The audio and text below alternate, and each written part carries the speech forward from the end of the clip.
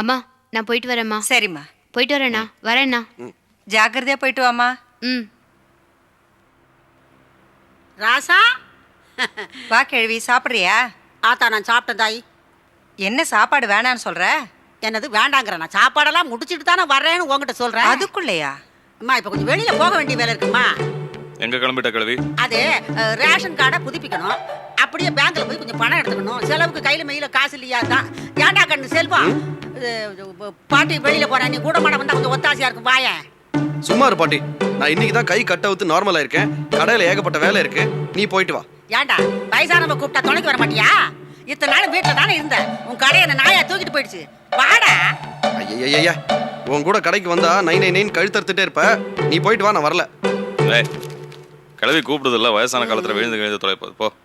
உன் அண்ணனே சொல்லிட்டான்ல, வாடா என் கூட வாடா. என் ஜாதக ராசி கிளவிக்கெல்லாம் கம்பெனி கொடுக்கணும். வாடா, போயிட்டு ரொம்ப வந்துடுறேன். சலிச்சுக்கிற.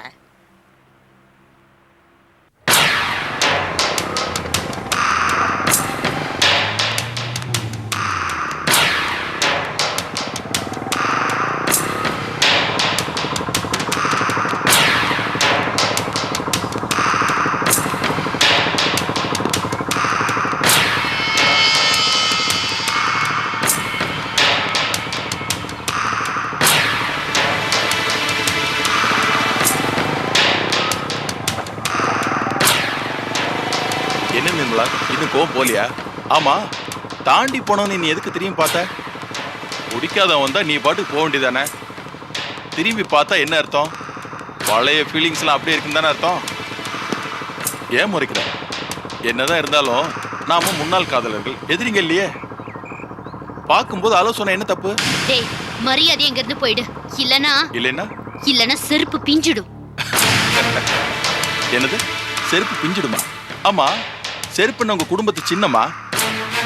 செருப்பு எடுத்ததுனாலதான் உன் சின்ன செல்வம் என்கிட்ட நல்லா அடி வாங்கினான். டேய் போதும்டா, இதுக்கு மேல என்கிட்ட வச்சுக்க வேண்டாம். வச்சுக்க வேணாம்? வச்சுக்கிறதுனா எனக்கு ரொம்ப பிடிக்கும்.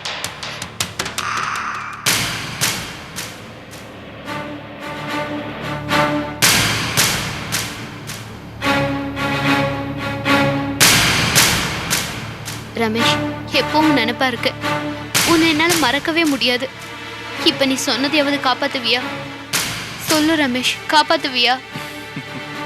இது போது எனக்கு. இனிமே எதை பத்தியும் கவலைப்படாத, நான் உன்னை நல்லபடியா வச்சுக்குவேன். ஐயோ, என்னை யாராவது காப்பாத்துங்க. ஐயோ, யாராவது என்ன காப்பாத்துங்க ப்ளீஸ். யாராவது என்ன காப்பாத்துங்க ப்ளீஸ். என்ன காப்பாத்துங்க. என்னாச்சு? மேடம் எப்ப பார்த்தாலும் இவன் டீஸ் பண்ணிட்டே இருக்கா. இறங்கு, கீழே இறங்கு, இறங்கு. மேடம், இவ போய் சொல்றா மேடம். நட. ஏய், நடறா. நிர்மலா சொல்லுங்க. மேடம் இருங்க மேடம், ப்ளீஸ். நான் பெரிய இடத்த ஆளு, இடம் தெரியாம விளையாடாதீங்க ப்ளீஸ். ஆமாடா, ரோட்ல விளையாடுனா சரியா வராது. ஸ்டேஷனுக்கு போய் கவனிச்சுக்கோ. போடா. மேடம், என்ன கேளுங்க.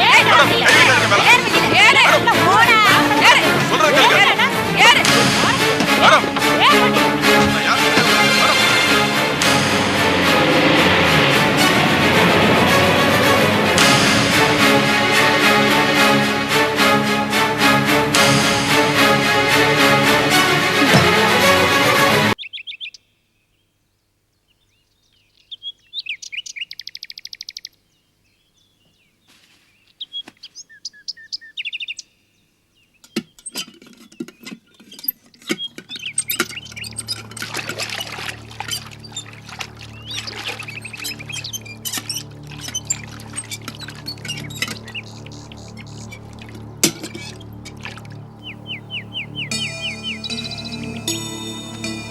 விஜி,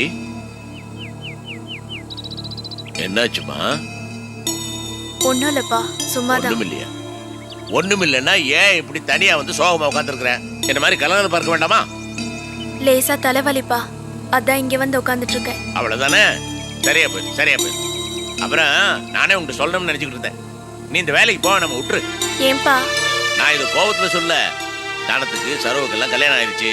லீலா உனக்கெல்லாம் அடுத்தபடி கல்யாணம் ஆகணும்ல. நீ வேலைக்கு போய் என்ன பண்ண போற? வீட்டோட இருந்து வீட்டு வேலையெல்லாம் செஞ்சுக்கிட்டு இருக்கு. இதை பாரு, உன் டாக்டர் என்ன சொல்லுவான்னு கவலைப்படாத, அவர்கிட்ட நான் பேசிக்கிறேன். நம்ம மூர்த்தி மாமாட்ட நல்ல ஜாதகமா இருந்தா பாருன்னு சொல்லியிருக்கிறேன். இன்னி கூட வரேன்னு இருக்கிறாரு.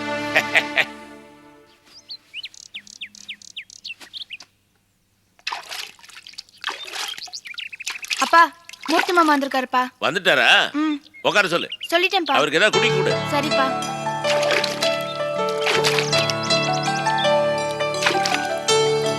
பாரு சொல்லிக்கிட்டே இருந்தா வந்துட்டார். நல்ல ஜவனம் தான். மூர்த்தியா வா வா. இரு இரு. எப்படி இருக்கிற? நல்லா இருக்குங்க. குடிக்க எதுவும் கொடுத்தாளா? இதை கொடுத்துருங்க. ஜாதகம் கொண்டு வந்திருக்க போல் இருக்கு. 2 ஜாதகம் கொண்டு வந்திருக்கீங்க. ஒரு ஜாதகம் கவர்மெண்ட்ல உத்தியோகம், தாலுகா ஆபீஸ்ல குமசாவா இருக்காரு. இது இவருக்கு கவர்மெண்ட் உத்தியோகம் இல்ல, ஆனா சொந்தமா மெடிக்கல் ஷாப் வச்சிருக்காப்புல. நிலவலம்லாம் இருக்கு. சொத்து பத்தி ஏகப்பட்டது. சொத்தெல்லாம் அப்புறம் பாப்பம்பா. பய குணம் எப்படி?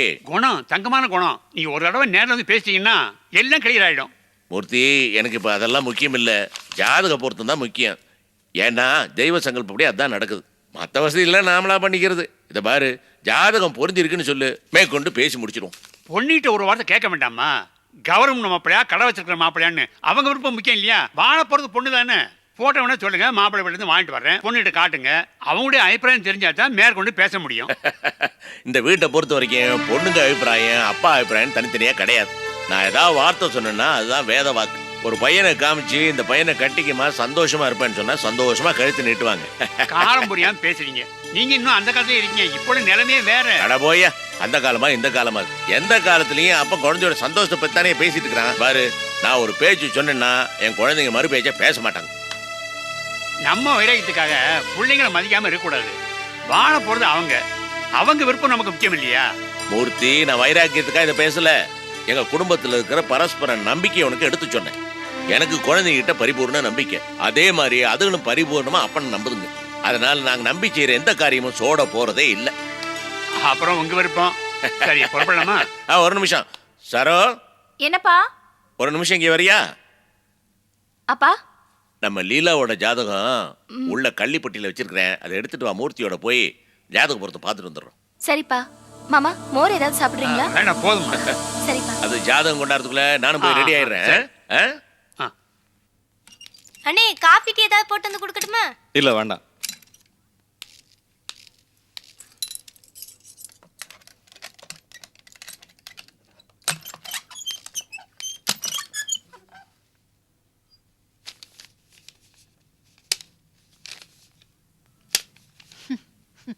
என்னப்பா ஆள் புதுசா இருக்கு? இல்ல, கரண்ட் பில் கட்டணும், அதான் அட்டை எடுக்க வந்தேன். தும்மு, நல்லா தும்மு. வீடு இப்படி குப்பையா இருந்தா தும்மல் வராம என்ன பண்ணும்? தினமும் கூட்டி பெருக்கி 2 நாள் ஒருக்கா கழுவி விட்டாக்க இந்த மாதிரி தும்பு தூசி அடையாம இருக்கும். இந்த மாதிரி போட்டு வச்சிருக்கீங்களா வீட்டா? இல்ல, சரோ ஊர்ல இல்ல, அதான். அதான் ஏன்னு கேக்குறேன். அத நீங்க ஏன் கேக்குறீங்க? கேட்கத்தான் செய்வேன். ஏதோ குடும்பம் குடுத்தன பண்றதுக்கு தான் வீட்டை வாடகைக்கு விட்டேன். நீ எப்பவோ வர்ற, உடனே போயிடுற. எப்ப பார்த்தாலும் வீடு பூட்டியே கிடக்குது. ராத்திரி ஆனா விளக்கேத்துறது கூட ஆள் இல்ல. இந்த மாதிரி இருந்தா என் வீட்டுக்கு தானே தரித்திரம். இப்போ என்ன சொல்ல வரீங்க? எதுக்காக வீடு சும்மாவே பூட்டி கிடக்குது? அது எங்க இஷ்டம். சரோ ஊர்ல இல்ல, நான் எங்க அம்மா வீட்டுல சாப்பிடுறேன். அதெல்லாம் நீங்க ஏன் கேக்குறீங்க? இப்படி பேய் வீடு மாதிரி பூட்டி கிடக்கிறதுக்கு நானே பூட்டி வைப்பேனே. பூட்டி வச்சுங்க, வாடகை கிடைக்காத. தபர், இந்த நக்கல் நையாண்டி எல்லாம் என்கிட்ட வேண்டாம். வீட்டுல குடும்பம் குடுத்தனமா இருந்தாதான் விருத்தி.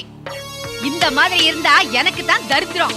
தபர், குடும்பமா லட்சணமா இருக்கிறதா இருந்தா இரு, இல்லையா வீட்டை காலி பண்ணிட்டு போயிடு. சரி, காலி பண்ணிட்டு போறேன். என்னது காலி பண்ணிட்டு போறியா? ஏ கிழவி, இப்போ உனக்கு என்ன? வீடு கழுவணும் அவ்வளவுதானே? நாங்க கழுவுறோம், நீ போ.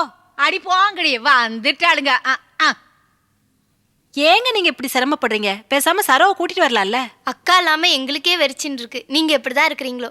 இல்ல, பிறந்த வீட்டுக்கு போனோம்னு சொன்னா அதான் அனுப்பி வச்சேன். உண்மையிலே நீங்க நல்ல மனுஷங்க.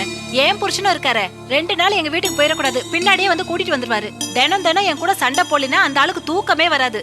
ஏய் மீனா, நீங்க கொஞ்சம் வெளியே இருங்க, நாங்க வீடு கழுவி விட்டுறோம். வா. சரோ ரொம்ப கொடுத்து வச்சவ.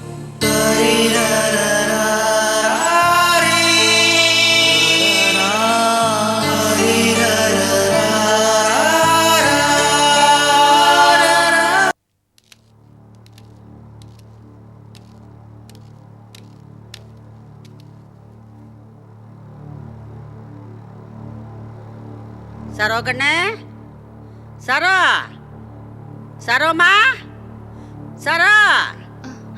வாங்க பாட்டி. செல்வம், இப்போ உடம்பு எப்படி இருக்கு? பரவாயில்ல. சரோமா, நல்லா இருக்கியாமா?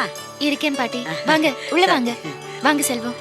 உன் மாமியார் அடிச்ச ரூட்டியில உன் புருஷன் அங்க கிடந்து தனியா தவிக்கிறான், நீ இங்க உங்க அப்பா வீட்டுல கிடந்து தவிக்கிற. என்ன பண்றது, எல்லாம் விதிதான் அம்மா. அதனால என்ன பாட்டி? அம்மாடி, நான் என்ன காட்டுலயா இருக்கேன்? எங்க அப்பா வீட்டுல தானே இருக்கேன். எம்மாடி, எவ்வளவுதான் மனசு வருத்தம் வந்தாலும் அதை மனசுக்குள்ளேயே வச்சு பூசி முழுகிற பாரு. அதாம்மா உங்ககிட்ட உள்ள ஒரு பெரிய நல்ல குணம். வாங்க பாட்டி. நல்லா இருக்கியா கண்ணு? நல்லா இருக்கேன்.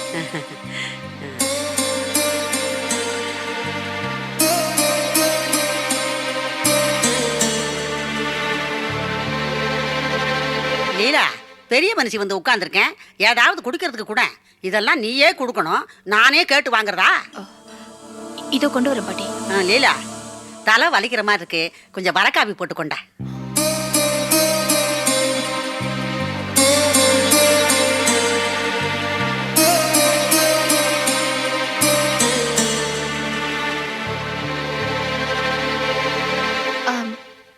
என்ன பாட்டி திடீர்னு வந்திருக்கீங்க?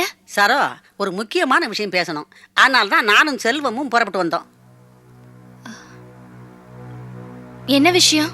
சரோ, நீ வயசுல சின்ன பொண்ணா இருந்தாலும் விவரமான பொண்ணு, விஷயம் தெரிஞ்சவ. ஒரு விஷயத்தை நீ நல்லா யோசிச்சு பார்க்கணும். எதை பத்தி பேசுறீங்க பாட்டி?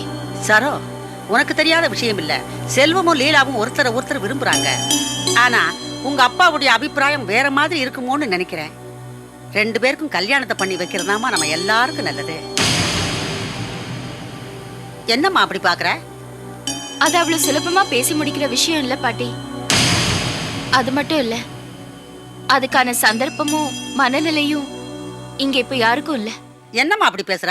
ஒரு நல்ல காரியத்தை நடத்தி வைக்கிறதுக்கு எல்லா சந்தர்ப்பமுமே நல்ல சந்தர்ப்பம் தான். என்னம்மா அப்படி புரியாம பேசுற? புரியாம பேசல பாட்டி, புரிஞ்சுக்கிட்டு தான் பேசுறேன். என்னால ஒருத்தரோட ஆசையை மட்டும் மனசுல வச்சுக்கிட்டு பேச முடியாது. இது ஒரு குடும்பம் பாட்டி. குடும்பத்துல இருக்கிற ஒருத்தரோட மனசை புண்படுத்திட்டு நம்ம ஒரு காரியம் பண்ண முடியாது. குடும்பத்துக்கு எது நல்லதோ அதுதான் செய்ய முடியும். என்னம்மா அது பட்டும் படாம பேசுற? இது உன் தங்கச்சியுடைய எதிர்காலம்மா, அது முக்கியம் இல்லையா? செல்வத்துடைய எதிர்காலம், அது முக்கியம் இல்லையா? எல்லாம் ஒண்ணு சேர்ந்து வாழ்றதாமா ஒரு குடும்பம். அது மட்டும் என்ன தனியா மரத்துல காய்ச்சா தொங்குது? எதையோ மனசுல வச்சுக்கிட்டு யாரோ மாதிரி பேசுறியம்மா. இது உன் குணம் இல்லையே. ஏன், என்ன ஆச்சு உனக்கு? அதான் சொன்னேனே பாட்டி, என் குணம் என் விருப்பம் அதெல்லாம் இப்ப பிரச்சனை இல்ல. பின்ன என்ன தாண்டியம்மா பிரச்சனை? சொல்லு, நானும் தெரிஞ்சுக்கிறேன். அத்தை பேசினதும் இங்க நடந்த அத்தனை பிரச்சனைகளும் உங்க முன்னாடி தானே நடந்துச்சு. இவ்வளவு நடந்ததுக்கு அப்புறம் இப்படி ஒரு கல்யாணம் எப்படி நடக்க முடியும் பாட்டி? வேண்டாம், விட்டுடுங்க. நமக்கு இருக்கிற குடுப்பனை அவ்வளவுதான். சரோ, அவ்வளவுதான் கொடுப்பனு விட்டுறதுக்கு உன் கல்யாணமும் இல்ல, என் கல்யாணமும் இல்ல. செல்வமும் லீலாவும் ஒருத்தரை ஒருத்தர் விரும்புறாங்க. தலையெழுத்து குடுப்பனை இல்லைன்னு சொல்றதுக்கு உனக்கும் ரைட்டு கிடையாது, எனக்கும் ரைட்டு கிடையாது. 2 குடும்பத்துக்கும் நடுவுல நல்ல எண்ணம் இருக்கணும், பிரியம் இருக்கணும், பரஸ்பரம் மரியாதை இருக்கணும். ஆனா அது எல்லாமே மண்பானை உடைஞ்சு போன மாதிரி சில்சிலா உடைஞ்சு போச்சு. இனி அதை ஒட்ட முடியாது.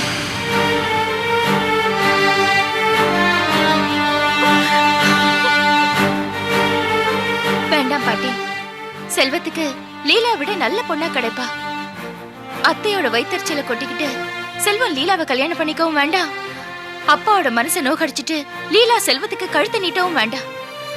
பெரியவங்க மனசை வருத்தப்படுத்திட்டு எந்த நல்ல காரியமும் பண்ண முடியாது. உங்க அப்பா மனசு, எங்க அம்மா மனசு பத்தி எல்லாம் பேசுறீங்களே, என் மனசையும் லீலா மனசு பத்தியும் யோசிச்சு கூட பார்க்க மாட்டேங்கிறீங்களே. அதானே, உங்க அப்பாவும் இவன் ஆத்தாலும் வாழ்ந்து முடிச்சிட்டாங்க. அவங்க வீராப்பு முக்கியமா, இந்த சின்னஞ்சிறுசுங்களுடைய ஆசை முக்கியமா? பாட்டி, எது முக்கியம் எது முக்கியம் இல்லைங்கிற கேள்விக்கு என்னால பதில் சொல்ல முடியாது. ஆனா கொஞ்சம் யோசிக்கணும். அப்பாவையும் அத்தையும் வேதனைப்படுத்திட்டு இவங்க 2 பேரும் கல்யாணம் பண்ணிக்கிட்டு சந்தோஷமா இருக்க முடியுமா? அவங்க 2 பேரோட மனசுலயும் ஒரு உறுத்தல் இருக்காது? நீ பேசுறதுல இருந்து என்ன தெரியுதுன்னா, இந்த சின்னஞ்சிறுசுங்களை வாழ வைக்கணுங்கிற எனக்கு இருக்கிற ஆசையும் ஆத்திரமும் உனக்கு இல்லை. பாட்டி, அண்ணி மனசை என்னால புரிஞ்சுக்க முடியுது. எனக்கு லீலா மட்டும்தான் முக்கியம். அவளால என்ன மறக்க முடியாது. அப்படி அவ மறந்தானா அது பெரிய துரோகம். இல்ல, நீங்க சொல்றது தப்பு.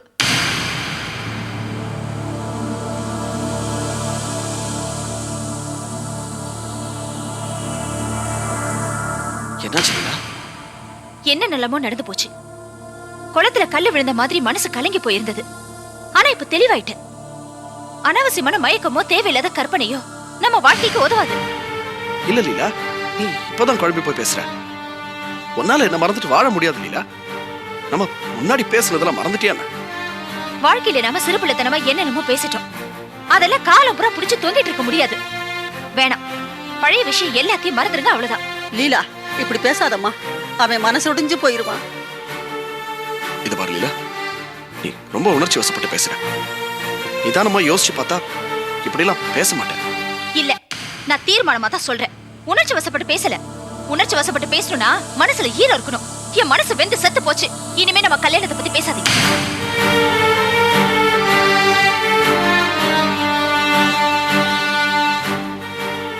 லீலா விடுங்க பாட்டி, போதும். எங்க வாழ்க்கை மத்தவங்க சாபத்துல ஆரம்பிக்க கூடாது. நீங்க என் மேல காட்டின அக்கறைக்கு ரொம்ப நன்றி. இனிமே இதை பத்தி இங்க பேசாதீங்க. இத பாருங்க, உங்ககிட்ட நான் ஒண்ணே ஒண்ணு கேட்டுக்கிறேன். இனிமே தயவு செஞ்சு என்ன மறுபடியும் பார்க்க வராதீங்க. நான் நல்லா இருக்கணும்னு நினைச்சீங்கன்னா எனக்காக இதை மட்டும் பண்ணுங்க, போதும்.